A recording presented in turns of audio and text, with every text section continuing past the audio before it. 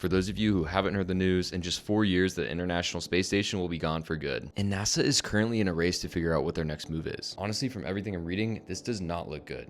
You might be asking, why would you ever get rid of that thing? Well, right now, it costs NASA a third of its human spaceflight budget, which is roughly $3 to $4 billion a year. And space is very unforgiving. The ISS has gone through a ton of damage, from small meteorites to radiation exposure to air leaks in Russian compartments that haven't had parts replaced since the 1990s.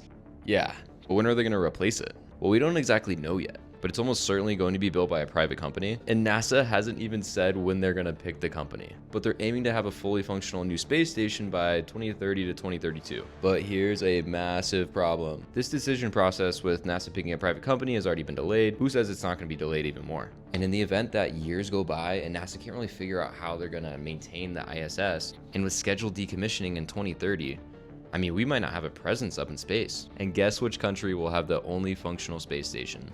China. So there's a number of issues that we won't even get into about that, but basically the main worry is through all this geopolitical tension across the world, there's been this International Space Station to bring people together, right? To bring us together in some way to keep diplomacy. Now there's a possibility where there's going to be a gap of a few years where countries like the US and Russia have had decades of disagreements and diplomacy issues. How are we going to have that backup diplomacy in space where astronauts and cosmonauts are both working alongside together towards this common goal? It's going to be interesting. And you're probably wondering why private companies don't just use their own money for this. That kind of stuff costs crazy money. I'm talking billions, tens of billions, and investors don't even know if they're going to get their money back. And even if these investors break even in 10, 20, 30 years, that's a long time to break even for billions of dollars, right?